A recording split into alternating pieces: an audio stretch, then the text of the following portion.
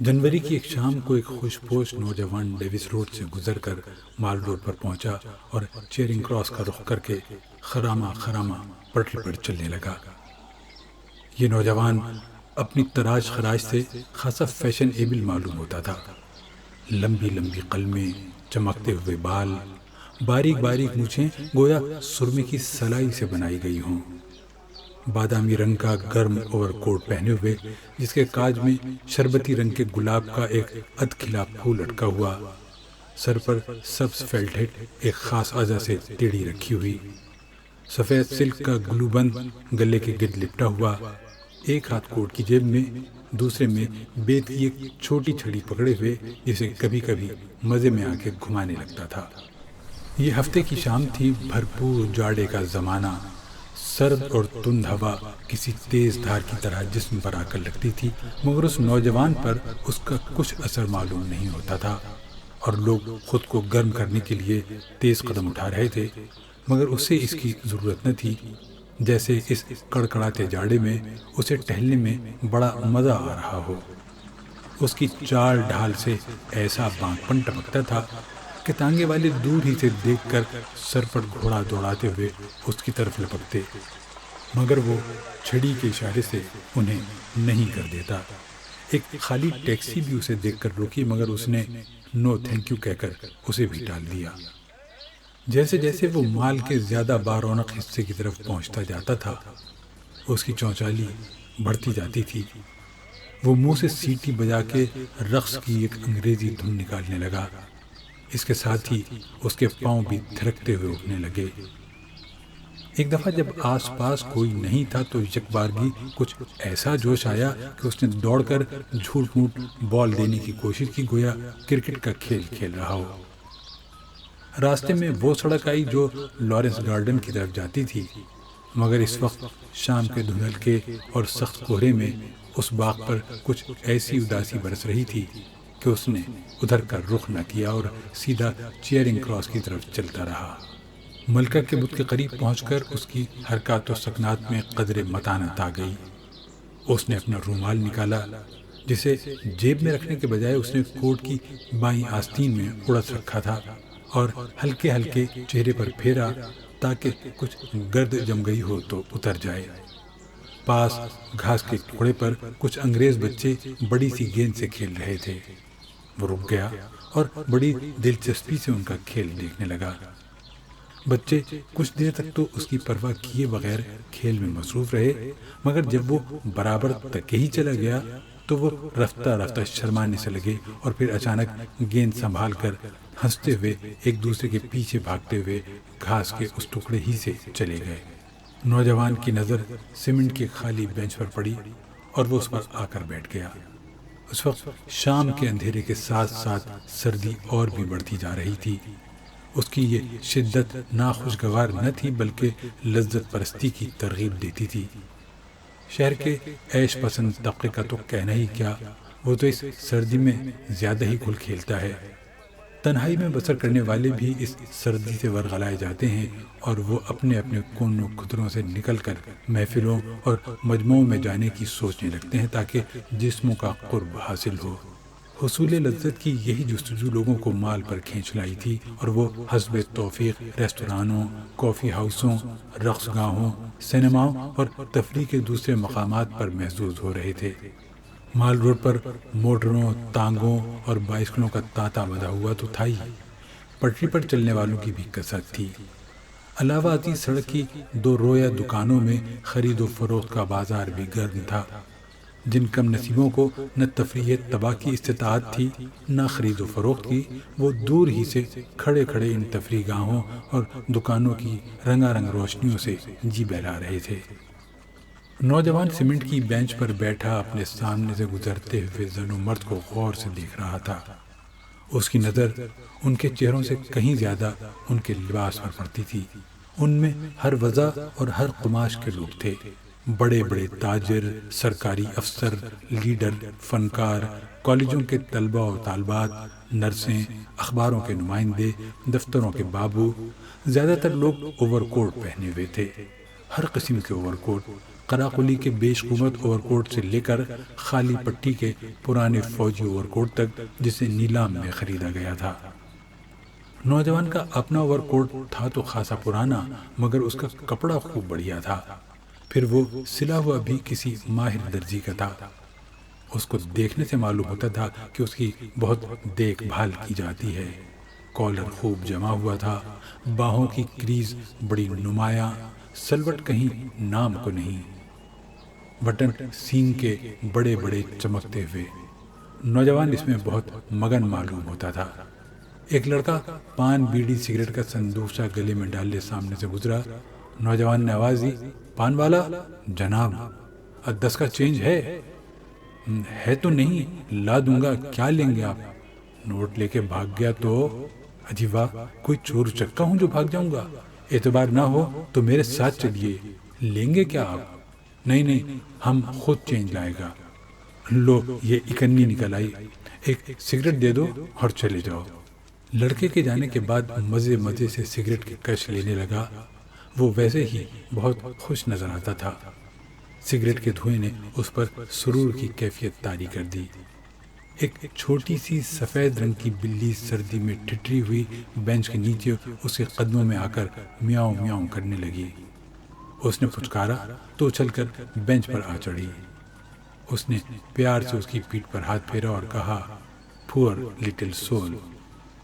اس کے بعد وہ بینچ سے اٹھ کھڑا ہوا اور سڑک کو پار کر کے اس طرف چلا جدھر سینما کی رنگ برنگی روشنیاں جھلملا رہی تھیں۔ تماشا شروع ہو چکا تھا۔ برآمدے میں بھیڑ نہ تھی، صرف چند لوگ تھے جو آنے والی فلموں کی تصویروں کا جائزہ لے رہے تھے۔ یہ تصویریں چھوٹے بڑے کئی بورڈوں پر چسپاں تھیں۔ ان میں کہانی کے چیدہ چیدہ مناظر دکھائے گئے تھے۔ 3 نوجوان اینگلو انڈین لڑکیاں ان تصویروں کو ذوق و شوق سے دیکھ رہی تھیں۔ ایک خاص شان استغنا کے ساتھ مگر صنف نازک کا پورا احترام ملحوظ رکھتے ہوئے وہ بھی ان کے ساتھ ساتھ مگر مناسب فاصلے سے ان تصویروں کو دیکھتا رہا۔ لڑکیاں آپس میں ہنسی مذاق کی باتیں بھی کرتی جاتی تھیں اور فلم پر رائے زنی بھی۔ اتنے میں ایک لڑکی نے، جو اپنے ساتھ والیوں سے زیادہ حسین بھی تھی اور شوخ بھی، دوسری لڑکی کے کان میں کچھ کہا، جسے سن کر اس نے ایک قہقہا لگایا اور پھر وہ تینوں ہنستی ہوئی باہر نکل گئی۔ نوجوان نے اس کا کچھ اثر قبول نہ کیا اور تھوڑی دیر کے بعد وہ خود بھی سینما کی عمارت سے باہر نکل آیا۔ اب 7 بج چکے تھے اور وہ مال کی پٹری پر پہلے کی طرح مٹر گشت کرتا ہوا چلا جا رہا تھا۔ ایک ریسٹوران میں آرکیسٹرا بج رہا تھا۔ اندر سے کہیں زیادہ باہر لوگوں کا ہجوم تھا۔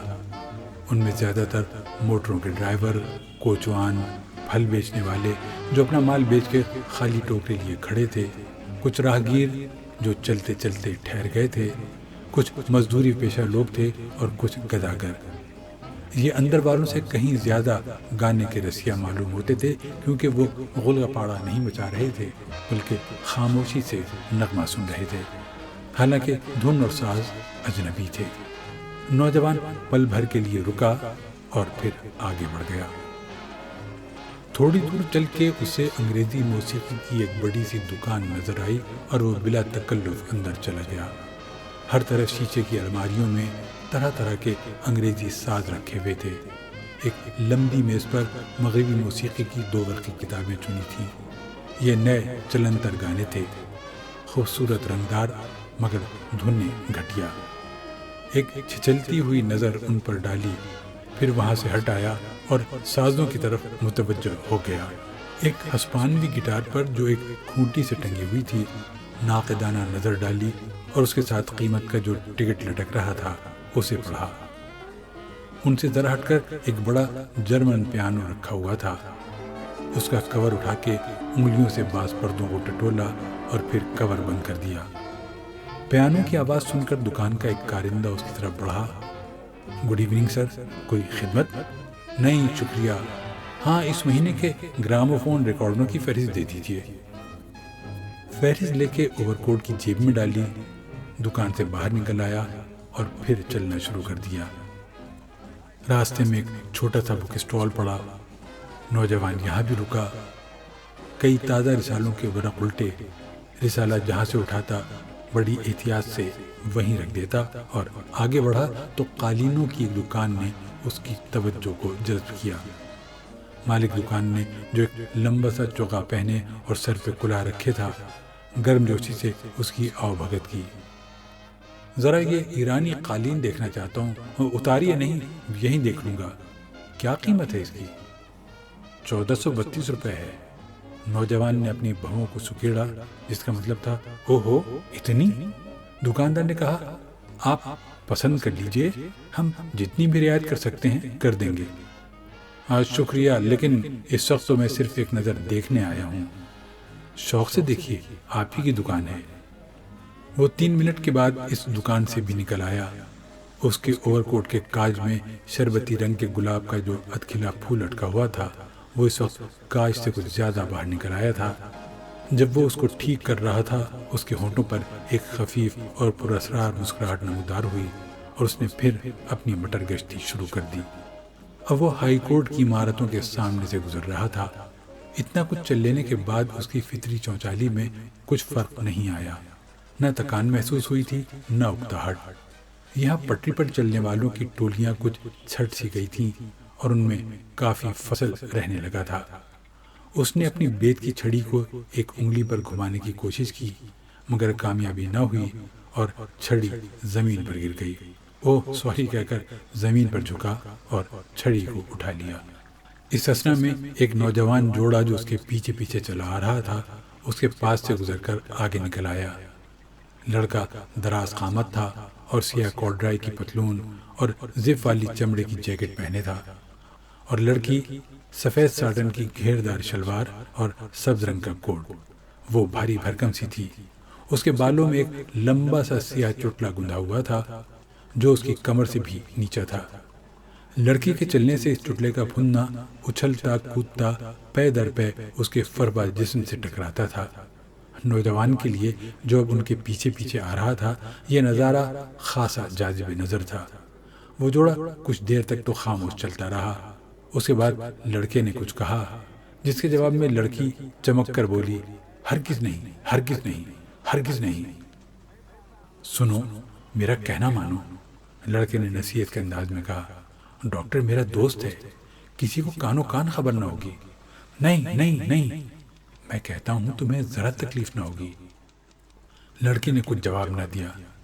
تمہارے باپ کو کتنا رنج ہوگا، ذرا ان کی عزت کا بھی تو خیال کرو۔ چپ رہو ورنہ میں پاگل ہو جاؤں گی۔ نوجوان نے شام سے اب تک اپنی مٹر گشتی کے دوران میں جتنی انسانی شکلیں دیکھی تھیں، ان میں سے کسی نے بھی اس کی توجہ کو اپنی طرف منعطف نہیں کیا تھا۔ فی الحقیقت ان میں کوئی جاذبیت تھی ہی نہیں، یا پھر وہ اپنے حال میں ایسا مست تھا کہ کسی دوسرے سے اسے سروکار ہی نہ تھا۔ مگر اس دلچسپ جوڑے نے، جس میں کسی افسانے کے کرداروں کی سی ادا تھی، جیسے یکبارگی اس کے دل کو موہ لیا تھا اور اسے حد درجہ مشتاق بنا دیا کہ وہ ان کی اور بھی باتیں سنے اور ہو سکے تو قریب سے ان کی شکلیں بھی دیکھ لے۔ اس وقت وہ تینوں بڑے ڈاک خانے کے چوراہے کے پاس پہنچ گئے تھے۔ لڑکا اور لڑکی پل بھر کو رکے اور پھر سڑک پار کر کے میکلوڈ روڈ پر چل پڑے۔ نوجوان مال روڈ پر ہی ٹھہرا رہا۔ شاید وہ سمجھتا تھا کہ فی الفور ان کے پیچھے گیا تو ممکن ہے انہیں شبہ ہو جائے کہ ان کا تعاقب کیا جا رہا ہے، اس لیے اسے کچھ لمحے رک جانا چاہیے۔ جب وہ لوگ کوئی 100 گز آگے نکل گئے تو اس نے لپک کر ان کا پیچھا کرنا چاہا، مگر ابھی اس نے آدھی ہی سڑک پار کی ہوگی کہ اینٹوں سے بھری ہوئی ایک لوری پیچھے سے بگولے کی طرح آئی اور اسے رونتی ہوئی میکلوڈ روڈ کی طرف نکل گئی۔ لوری کے ڈرائیور نے نوجوان کی چیخ سن کر پل بھر کے لیے گاڑی کی رفتار کم کی، پھر وہ سمجھ گیا کہ کوئی لوری کی لپیٹ میں آ گیا اور وہ رات کے اندھیرے سے فائدہ اٹھاتے ہوئے لوری کو لے بھاگا۔ 2-3 راہگیر جو اس حادثے کو دیکھ رہے تھے شور مچانے لگے کہ نمبر دیکھو، نمبر دیکھو، مگر لوری ہوا ہو چکی تھی۔ اتنے میں کئی اور لوگ جمع ہو گئے۔ ٹریفک کا ایک انسپکٹر جو موٹر سائیکل پر جا رہا تھا رک گیا۔ نوجوان کی دونوں ٹانگیں بالکل کچلی گئی تھیں، بہت سا خون نکل چکا تھا اور وہ سسک رہا تھا۔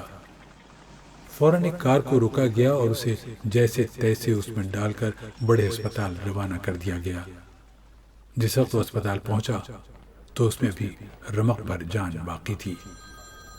اس اسپتال کے شعبۂ حادثات میں اسسٹنٹ سرجن مسٹر خان اور 2 نوعمر نرسیں مس شہناز اور مس گل ڈیوٹی پر تھیں۔ جس وقت اسے اسٹریچر پر ڈال کے آپریشن روم میں لے جایا جا رہا تھا تو ان نرسوں کی نظر اس پر پڑی۔ اس کا بادامی رنگ کا اوور کوٹ ابھی تک اس کے جسم پر تھا اور سفید سلک کا مفلر گلے میں لپٹا ہوا تھا۔ اس کے کپڑوں پر جا بجا خون کے بڑے بڑے دھبے تھے۔ کسی نے ازراہ دردمندی اس کی سبز فیلٹ ہیڈ اس کے سینے پر رکھ دی تھی تاکہ کوئی اڑا نہ لے جائے۔ شہناز نے گل سے کہا، کسی بھلے گھر کا معلوم ہوتا ہے بیچارہ۔ گل دبی آواز میں بولی، خوب بنٹھن کے نکلا تھا بیچارہ ہفتے کی شام منانے۔ ڈرائیور پکڑا گیا یا نہیں؟ نہیں، بھاگ گیا۔ اوہ، کتنے افسوس کی بات ہے۔ آپریشن روم میں اسسٹنٹ سرجن اور نرسیں چہروں پر جراحی کے نقاب چڑھائے جنہوں نے ان کی آنکھوں سے نیچے کے سارے حصے کو چھپا رکھا تھا، اس کی دیکھ بھال میں مصروف تھے۔ اسے سنگ مرمر کی میز پر لٹا دیا گیا۔ اس نے سر میں جو تیز خوشبودار تیل ڈال رکھا تھا اس کی کچھ مہک ابھی تک باقی تھی۔ پٹیاں ابھی تک جمی ہوئی تھیں۔ حادثے سے اس کی دونوں ٹانگیں تو ٹوٹ چکی تھیں مگر سر کی مانگ نہیں بگڑنے پائی تھی۔ اب اس کے کپڑے اتارے جا رہے تھے۔ سب سے پہلے سفید سلک گلوبند اس کے گلے سے اتارا گیا۔ اچانک نرس شہناز اور نرس گل نے بیک وقت ایک دوسرے کی طرف دیکھا۔ اس سے زیادہ وہ کر بھی کیا سکتی تھیں؟ چہرہ جو دلی کیفیات کا آئینہ ہوتے ہیں جراحی کے نقاب تلے چھپے ہوئے تھے اور زبانیں بند۔ نوجوان کے گلوبند کے نیچے نیکٹائی اور کالر کیا سرے سے قمیض ہی نہیں تھی۔ اوور کوٹ اتارا گیا تو نیچے سے بوسیدہ اونی سویٹر نکلا جس میں جا بجا بڑے بڑے سوراخ تھے۔ ان سوراخوں سے سویٹر سے بھی زیادہ بوسیدہ اور میلا کچیلا ایک بنیان نظر آ رہا تھا۔ نوجوان سلک کے گلوبند کو کچھ اس ڈھب سے گلے پر لپیٹے رکھتا تھا کہ اس کا سارا سینہ چھپا رہتا تھا۔ اس کے جسم پر میل کی تہیں بھی خوب چڑھی ہوئی تھیں۔